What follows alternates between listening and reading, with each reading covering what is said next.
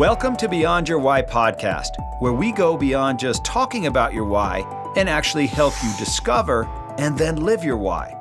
You see, we believe that knowing your why, that driving force behind every decision you make and every action you take, is the essential first step to really knowing yourself. It allows you to move forward faster and have a bigger impact. If you're already a fan of the show, then you know that every week we talk about one of the 9 whys, and then we introduce you to somebody with that why so you can see how their why is played out in their life. This show will be more powerful for you if you've already discovered your why. If you still need to do that, head over to WHY.os and discover your why today. It'll only take you about 5 minutes. Now, let's meet today's guest. This week, we're going to be talking about the why of Better Way. So if this is your why, then you are the ultimate innovator. You are constantly seeking better ways to do everything.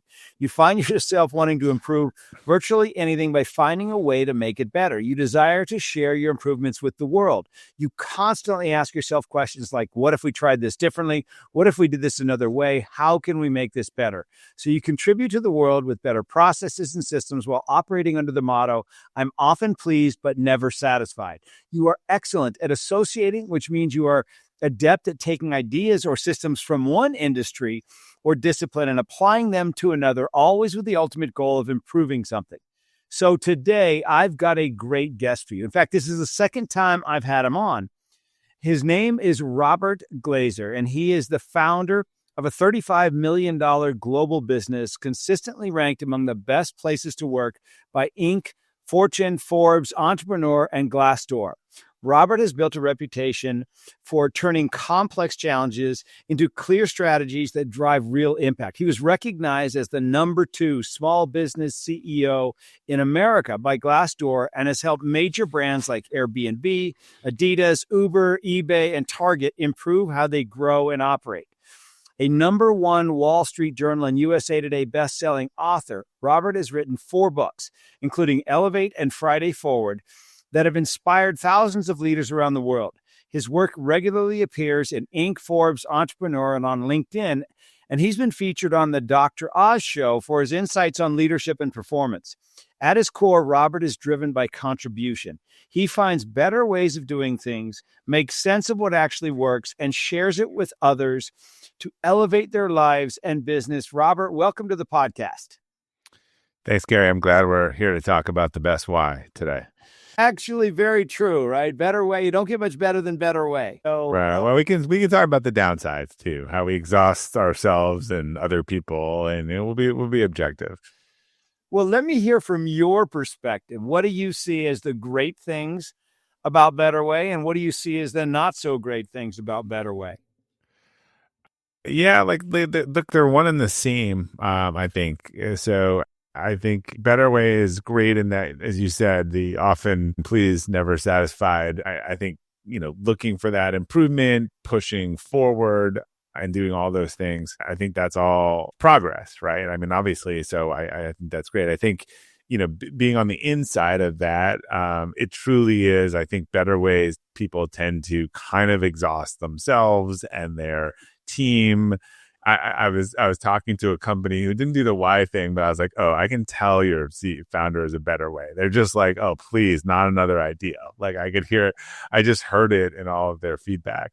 So until you sort of almost have a meta cognition thing that says, look, if I try to make everything better, I won't actually make things better.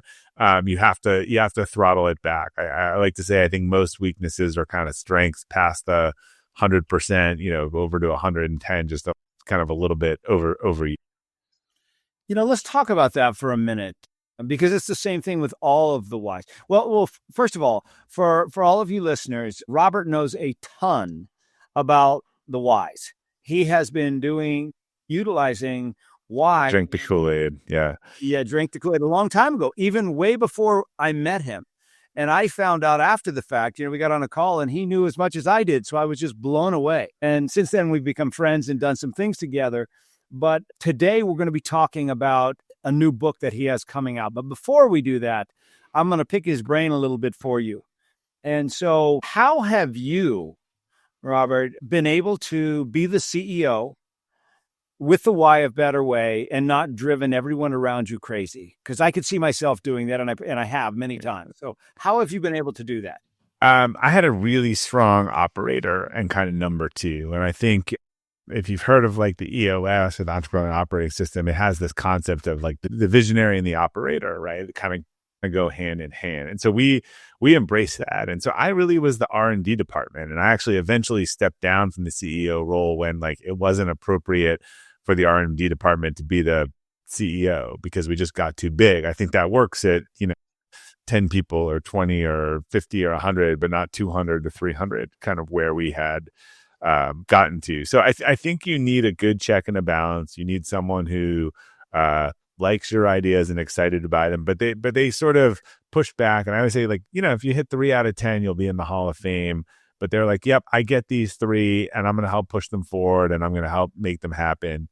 One of the things that, as you said, we teach this a lot in our leadership program. And I've gotten I can just tell like in leadership, particularly makes sense people, they all have like the same leadership problem, which is usually micromanagement and solving problems for others. Right. So, but in this, even I, coach people kind of how to manage me, which is, look, when I give you the 10 idea or thing to do, come back and be like, here's the list from last week. Like, which ones do you not want me to do? Or what do you want to come off the list? Or do you want to change the order?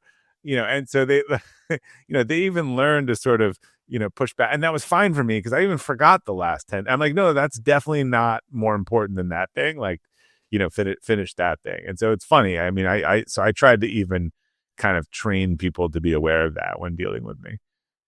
Yeah, I mean, that's super important. And that's with every one of the 9 whys, right? I mean, it's not just Better Way. We can do it as well, right? A little bit of salt's good, too much salt's not so good. A little bit more why good, too much not so good.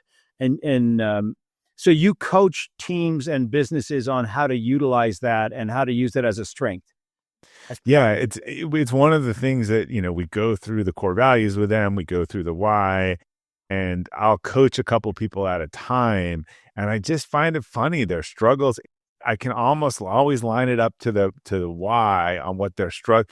The contribute people are doing too much. That makes it, one of the things when we did the training and we taught people, because I had to make it better, I think I shared it with you. I created these funny slides after we had people do the why assessment and their why, and I walked them through it. I was like, if this is your reaction to the why, to what we just shared, this is your why. And we kind of nailed it. It was like the make sense people like couldn't figure out their own. They're the last to figure it out. The Better Way people were like, let me tell you which slide you were missing. The contribute people were like, hey, I'd like to like do this for my team. How do I do it? The Right Way people were like, don't put me in a box. This seems like wrong. It just was so funny, like that their reaction to the thing was just indicative in itself. So we added that to the presentation. And I've seen this in my marriage. Like it is so clear. Like my wife is a Right Way. I'm a Better Way. We use this language. She yells at me when I say it, but I've tried to highlight it her. Everything, she puts everything, whether she uses the word right and wrong a lot, she says it a lot, but she'll say something. I'm like, so what you're saying is that was wrong, or you're saying that's not the right, like that is just her orienting nature. And she'll say to me like, please don't make this better. Like I made all the plans for the trip. Just leave it. Just go along. Well, although last night she told me we were trying to figure out how to get 2 kids to college in a car and whatever. And she told me like 4 of my ideas were stupid and they were not right. And then I had a really good idea and she's like, that is a better idea. I was like, oh, you hear me. I love it. Okay. So your expertise, I mean, you know a ton about why, but your expertise and your passion is really around core values. And so let's talk about that. How do you define a core value?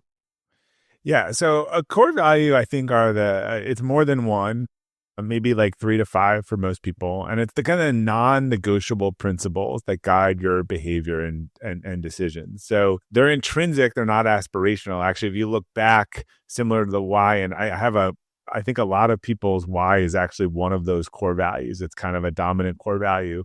It should be consistent to who you were, not who you want to be. Again, it's consistent that it shows up in all areas of life, and it's clarifying, right? Particularly around work you want to do, the people you want to spend time with, and the environments. I kind of think it's the instruction manual that you didn't get, and they tend to be very forged during formative periods of your life, maybe childhood or adolescence. In my experience, and having done Y work and other work, and knowing a lot of stories from people, like so much of this childhood stuff we carry with us and we bring in the workplace. I have found that usually people are strongly trying to double down on something that was important to them when they were younger, or they 100% trying to run away from it and go in the opposite direction. Yeah. And so you've written extensively on this, and you have a new book called The Compass Within. I got it right here in front of me. Oh yeah. So Yeah, it's a little beat up. It's all beat up from going. the actual one's hardcover, so it'll take a better beating. Okay. So it's called The Compass Within, a little story about the values that guide us. So let's talk about that for a minute. What inspired you to write this book as a parable instead of like a traditional business book or a self-help book? Yeah, I just need to make my life harder. So the evolution was this.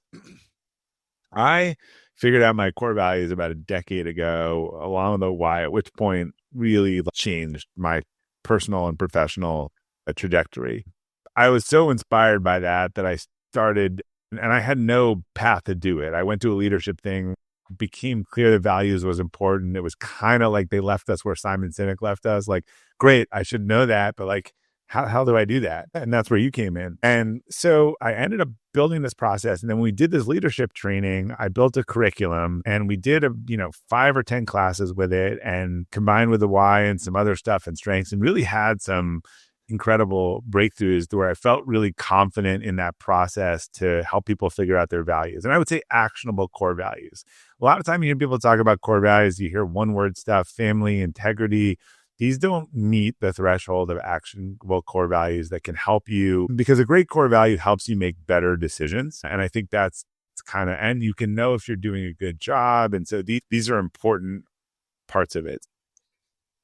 I wrote the book Elevate at the time. I talked about the importance of core values. People were like, okay, I'm in on this in spiritual capacity. Let me just take a sip here. I did my audiobook earlier today, so it's in me.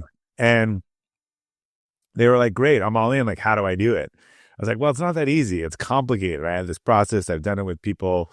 So I turned it into a course.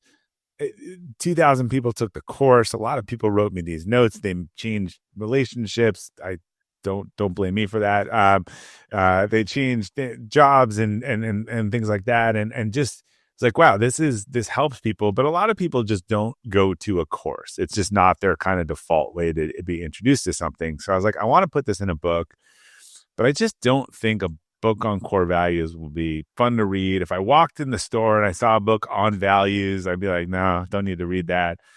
So I'm a big fan of Bob Berg and Pat Lencioni, and I've read all of his books. And I was like, I kind of think that the parable format would work. I think I need to show people. I need real characters, dialogue, and then at the end, I'll tell them what they saw. I don't know if it'll work, but I'll do it. And I think it was a great way to do it, because it makes it approachable. I've had a lot of friends like you have a preview copy. They've read it and they're like, I thought you were talking about me or that. I'm like, because Jamie, the character in the book, is all of us at some point, and the situations are very similar to what we go through. So you kind of get to watch it all and then kind of get told what you're hearing. And so I felt like the storytelling would be the best way to share it, but it's that same framework. It's the same framework from the course and the training, and that I've really kind of, I think, proven works from a core value standpoint. So tell us about the parable. What's the book about? What's the story that people are going to read about? Take us on that journey. So it's pretty quick. I mean, it's maybe an hour and 15 minutes to read. But you follow the story of a protagonist named Jamie, who's a sort of young, ascending career superstar, and the book revolves around. So I talk about if core values are a decision-making rubric, then the ultimate decisions in your life are what I call the big three, which kind of you hear about in the end and through his mentor, Jack, in the book. And that is the partner you choose, the vocation or the company that you choose, and the community. I think a lot of us forget about the community sometimes, and we should double click on that because it's kind of really hard to be in a community that goes against a lot of the things that you hold dear. And I don't think a lot of us maybe pay attention to that one as much as we should. If I had a health scare and health became really important, late in life, and probably don't want to live in Newcastle, England, where, starting at every 4 p.m, people go to the bar. I'm either going to go with them and sort of fake it. I'm going to drink and I don't want to. I probably want to be in Park City where like everyone's hiking after work or doing something that's more tied to that.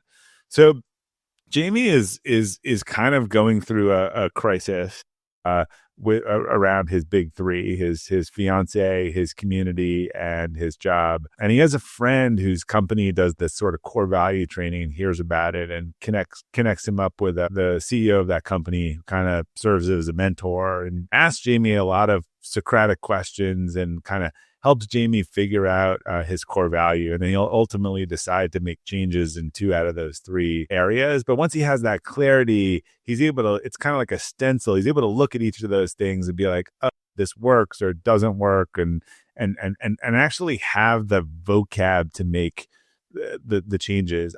A lot of us know our core values are being violated because it just feels like crap, right? It feels like I'm ramming the car into the wall in the tunnel. I might get out of the tunnel, but like the car's gonna be pretty beat up because I just don't know where the line is. I think again, you know when it's violated. That's kind of the nature of value. It feels pretty bad.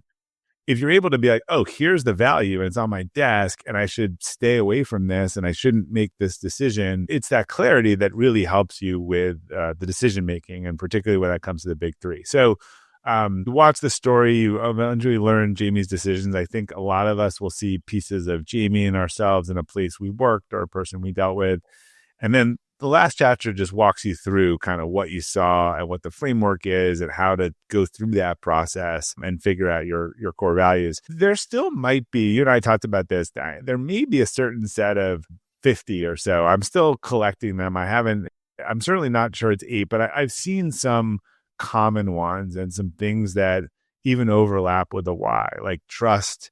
People who have a core value of trust and why that is, and it carries a lot of things with them, particularly in the workplace. That's one we can talk about. I mean, I've seen a lot about how that both positively and negatively impacts leaders. And the real difference is, do they know that that's there? Do they know why it's there? And do they know how to explain to their team? Because when you have this clarity, there's some things that you, similar to your why, you should or shouldn't do, right? If someone has a core value of include all perspectives, like not the person I would send to make a quick unilateral decision without talking to anyone. It's going to be like really asking them to like walk into a buzzsaw a little bit.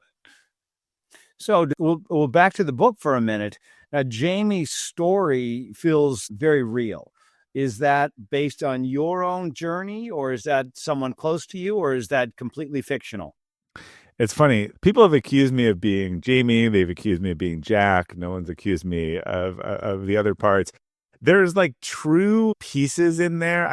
Like my kids' names are all in the book. Like there's true pieces, but the main point is fiction, but it is brought from very common things that I have seen or situations that I have seen. Jamie's values aren't mine. Maybe some are similar. They're just some cases, but it's mostly fiction, but there's some truths sort of weaved into it. But some of the truths that are in there are actually totally irrelevant to the story, like a charity ride or something with a ride I used to do. Like there's just some things we've been there that just made it a little fun. So if a reader walks away with one thing from the book, what do you hope it is? Yeah, they're not going to walk away from the book with the answers. What I hope is that they walk away and say, I feel like some things are off, maybe in one of these things or otherwise. I think that I'm interested in playing around with this a little bit more. What I encourage everyone to do is, like, again, if they don't want to jump in the whole process, there are these 6 questions in the book, these behavioral-based questions. They sort of kick off the core value discovery process. And I have them actually at Robert Glazer /6 if anyone just wants to go download them, SIX. But like, just spend a breakfast with a coffee answering those. So if you're kind of dubious or don't think that this could help or whatever, I think if you answer those questions, and they're meant to look for these consistencies in these highs and lows in different parts of your life, and you put all those, because if people have posted them online or sent me their answers, and you're going to have huh, there's some themes here that I wasn't maybe totally aware from, or some clarity. I think that may encourage people more to dive in. But I hope they kind of come out of it with some curiosity. And particularly if they've been struggling in one of those areas, I hope they might think that this could be the unlock for them. Because it's hard to make good decisions without that awareness. And it's hard to make bad decisions with the awareness. Yeah, I mean, you talk a lot about core values. Why do you think so many high achievers lose sight of them? And how do they get back on track? Yeah, we get pulled into things. It's really, and when you talk about hard decisions, like, we live in kind of tribal times, and where it just feels hard. We just see people do things that are inconsistent. I think people have sort of lost their anchoring and their mooring, and this can kind of get them back. And we live where there's sort of like these furors for 24 or 72 hours, and people feel the need to say what needs to be said. The reality is, when you make a core values decision, it's usually worse for you in the short term. But the thing is, what happens in the long run? So I'm writing an article for HBR about the folks at Basecamp. So I think it's a really interesting example. So in 2022, Jason Fried and David Heinemeier Hansson, you might have had them on your podcast. They're pretty prolific writers, and they've got this probably $100 million profitable company. They had remote work. They do the opposite of, they kind of, a core value for each of them, I think, is challenging conventional wisdom. They also really believe in like fairness and getting along, and just politics were taking over work and activism. And they were like, we don't really want this in our workplace. And this is antithetical to who we are. I talked to David about it specifically. It just kind of went against it's divisive, and he doesn't like things that are divisive. And he felt some of the orthodoxy around this stuff was inherently nonsensical and fair, and it didn't make sense. And to him, fairness is important. So they were like, look, we'd rather go home than become a place of political activism. We're not going to do this. And the results this was before Elon Musk owned Twitter, and Twitter was sort of used as a tool of cancel culture. And the mob came after them, and they lost 20 to 30% of their people. And they told people they could leave if they didn't like that. And people told them, you're going to be on the wrong side of history. You're going to regret this, so on and so forth. Fast forward 3 or 4 weeks, no real material change to the performance of the business. Applications start pouring in from people who don't want activism in their company and don't want constant, political. And 3 years later, they are doing great. Like, they are happy, record profits, best and most engaged staff they've ever had. Everyone's really clear that when you come to Basecamp, it's not going to be like politics and all that stuff. And I could name, probably won't help, but I can name a bunch of other companies that waded into the virtue signaling and got themselves in a mess of this. And now that their cultures and their companies are a mess. I mean, one that comes to mind is Boeing, who spent way more time on activist stuff that had nothing to do with keeping planes safe. And it seems like every day now, right, you hear about some Boeing mess. And I just think that's an example. So I like to say, like, look, the choices that you make are hard. You don't get credit when your values in the stream are going in the same direction, because that's easy, right? What's hard is when your boat's upstream and the stream of everyone else is downstream, and you say, I don't believe this. I think we had a similar moment recently, which is kind of fascinating, when, with Trump and the law firms. Again, not political, but you had like the Trump administration issue a blatantly illegal executive order, and you had some of the law firms in the country, like, worried about losing clients, kind of capitulate, and other ones be like, I mean, if we don't stand up to the law, like, and so I've tried to talk to them. I think that was a very values-based decision. And so what happened? The firms that did this, like, to sort of stop any pain for their clients or that it might injure their clients. Like it was great for a week or two. Now in the wake of that, associates are leaving. People, in law school don't want to go work for these firms. They're like, look, you didn't stand up for the law. Like, I don't want to come work at your law firm. So again, it was sort of a short term versus a long term implication. Are you able to look at somebody and notice their actions and have a sense of what their values are?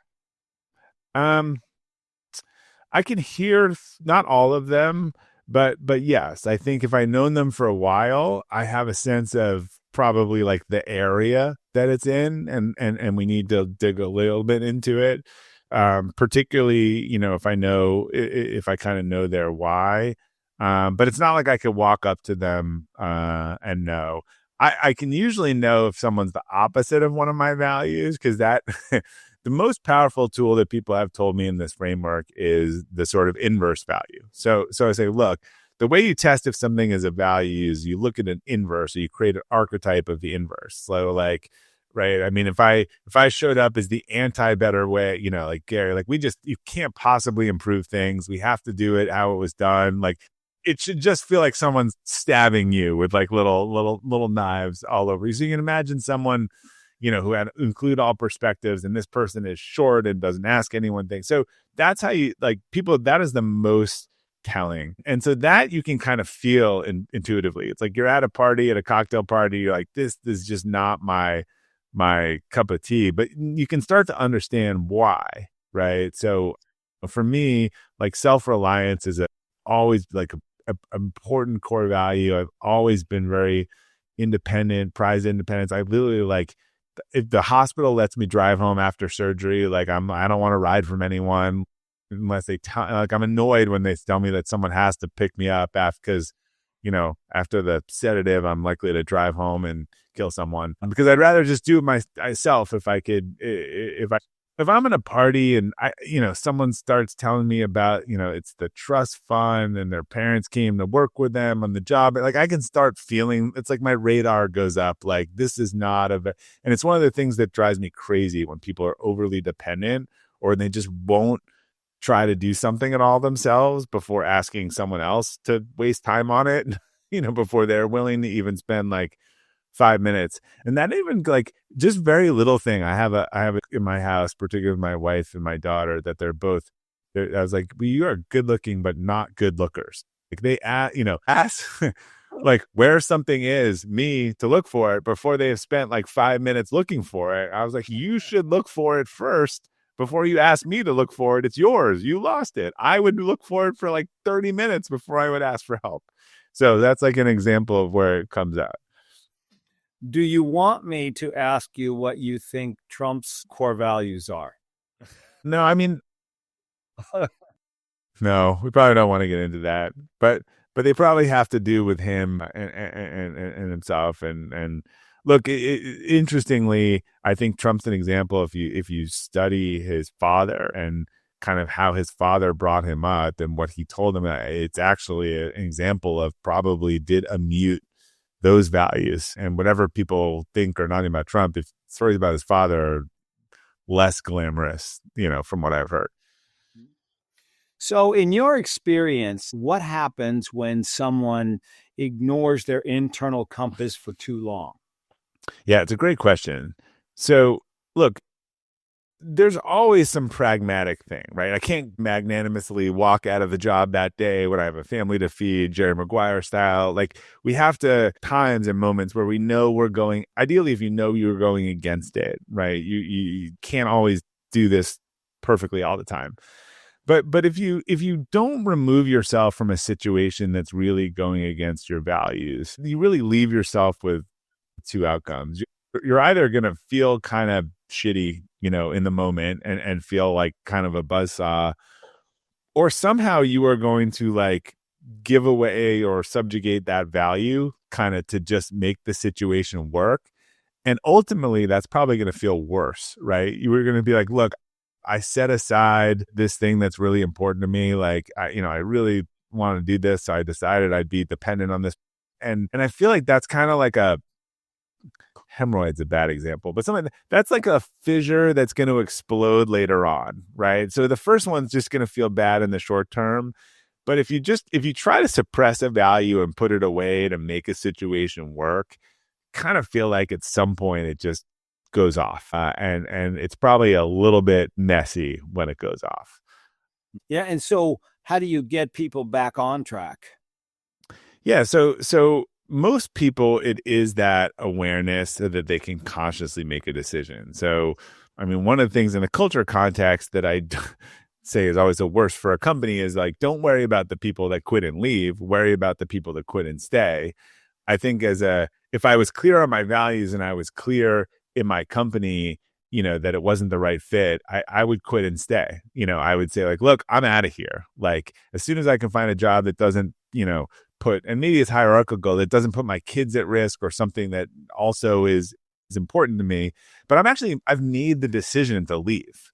Right. I just my body's still here and I'm putting my energy and thought into that. Like that might make sense for more people than the Jerry Maguire / Jamie Hines, Jerry Maguire inspired leaving, because there are, I mean, we can get in this concept of it's interesting, hierarchical core values, but I also think once you figure them out, you should be very clear on the order, because the hardest decisions and the most painful that I've seen are when they pit one value against another, and you need to be really clear about which is more important.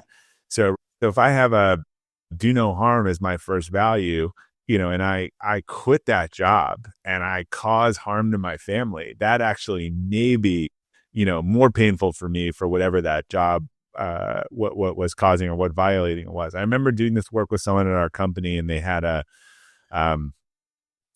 sort of a do no harm value, and they also had tell the truth, right? And so, like you can, and people have different answers to this, right? So if you found out let's not use cheating because but if you found out your good friend, husband was talking shit about them behind their back, is it more important that you tell them the truth, even if it causes harm? Or is it more important that you don't cause harm? And so that sort of subjugates the truth for you, right? That answer is different for different people, but you need to know that. My better way kind of inclination definitely sits at the top of that pyramid for me. And as I said, the why often is people's possibly their kind of dominant core value.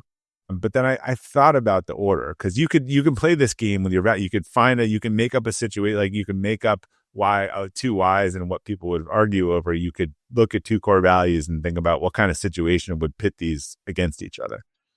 Yeah, boy, I can see that for sure. Back to your book for a minute. Now, you've written best-selling nonfiction. So what was the process like for you in writing fiction versus nonfiction? And what surprised you the most about it? It's kind of fun, right? It was hard. It was definitely hard. In what way?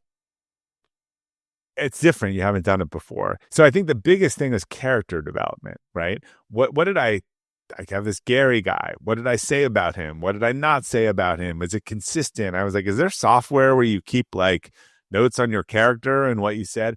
I also in this book used time sort of splicing forward and backwards. And when editors read it, they're like, this is a freaking mess. You said like 6 months over here and 14 months ago over here. And I think you're in the future and the past. And so like, there was some stuff like that in terms of jumping around where I just didn't have the chops to do it. But you can write a little more freely without worrying about your chapter or your index or your point 3 or 4. I think that's what was nice about it, is you kind of just get into a zone and you write freely.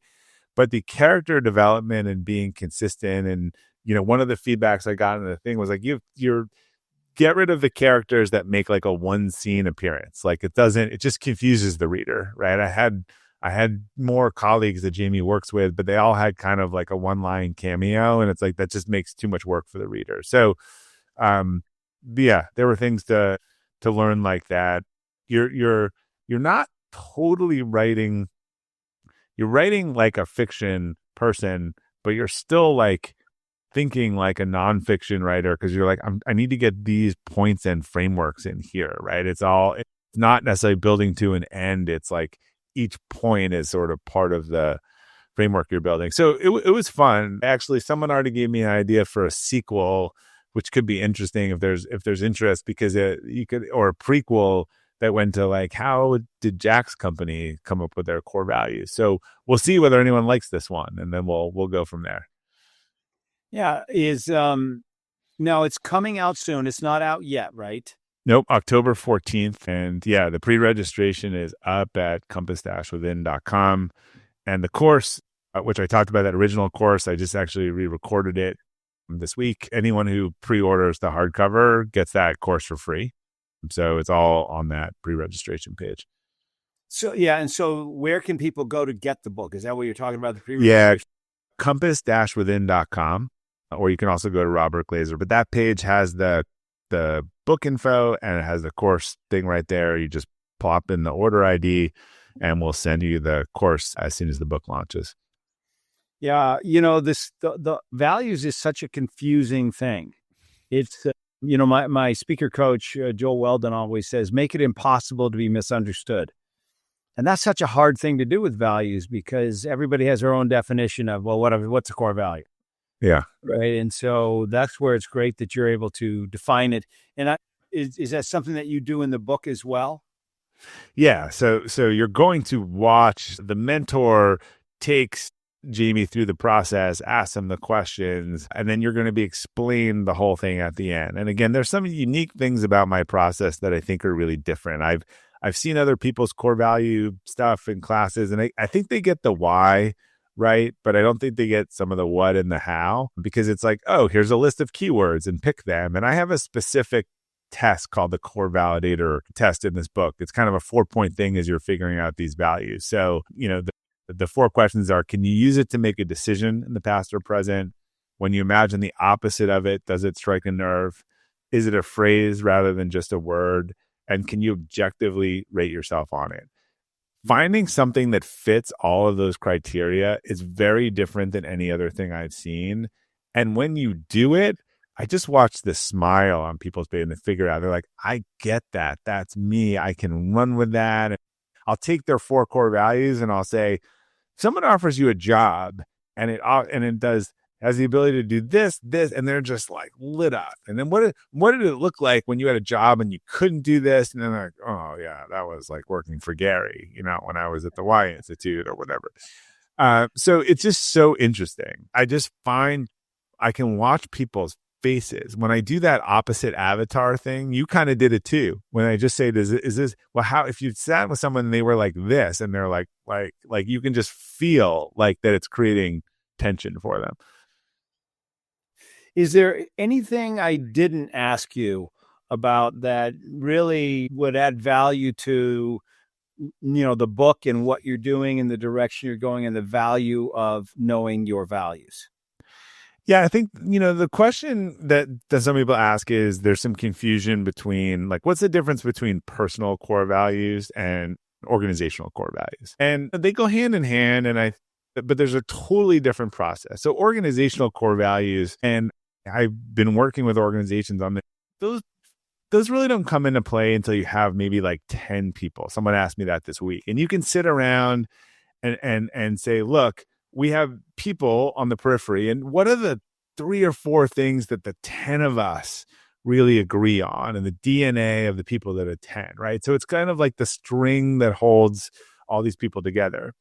The individual core values are just you, and obviously there should be a connection, but these are you. And the biggest thing that I think really why they help in an organization, like, why would you want people to understand their personal core values? Because that's just how people lead. And I just think it's when they lead that way. And you can talk about qualities of a great leader and behaviors in the organization, but you can't tell people how to lead. So they are either leading from that with awareness, or they are leading with that from without awareness. And that is a huge difference. I remember someone on our team figured out they had a core value of self-awareness. Why did they have that core value? Because they had a parent who had some issues and could never read a room correctly and said the wrong thing and had a drink too many, and just kind of embarrassed them their whole life. So self-awareness was super important to them, right? This was a running away from. And guess what happened when people on their team expressed, showed a little lack of self-awareness or otherwise? They were all over them and all over them disproportionately. Similarly with trust and overlapping with why. I mean, I've just seen, I've talked about this, but whether you're calling it a core value or a why in this context, like, I think this is one of the hardest ones for leaders, because people with a trust why or a trust core value, their entire orienting factor from their leadership style is, can I trust this person or not? And they just put people in the penalty box and they don't know it, and they love them and they hate them. Someone was recently telling me, because I explained to someone that left what was a trust core value or why person. The HR person was like, oh my God, like, I couldn't understand. Like, I'm promoting someone one day and I'm putting them in a penalty box the next day, and actually they made a huge mistake in trusting a vendor they used to work with without vetting the work that they were doing in the current company. And that's a really tough one. And what seemed to work is when people, again, have that awareness, they go through it and they say, look, I'm someone where trust is really important on my team. Once you lose it, it's really hard to get it back. Here are some things that could, cause you to lose trust: being late, not being found, saying you're going to do something and not. And if I seem distanced or aloof, you probably should talk to me, because we probably lost trust.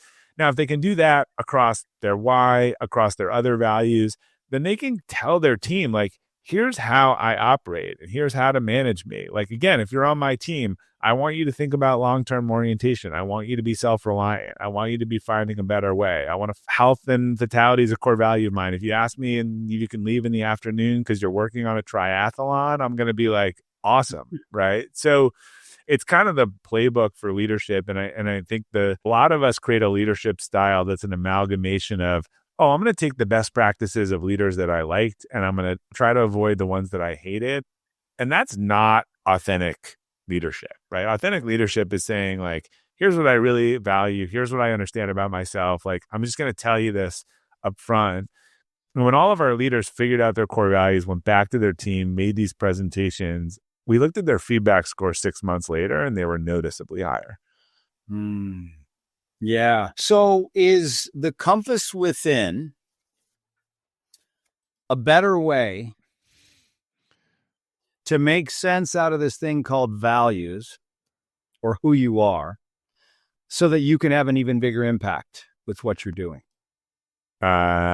Is a clarifying, or yes, it is. That book is a manifestation of my what, why, and how. So I really tried.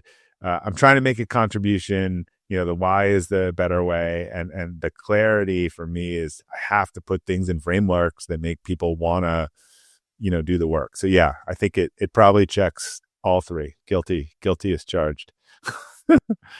It's a representation of who you are.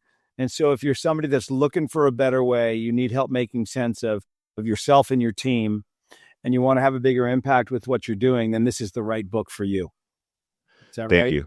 Yeah. And again, pick up the book, go to robertglazer.com/6, just answer the questions, see if those help for you. And, send me one of those notes saying you figured out your values and did something really cool and made a change. I'd love to read those.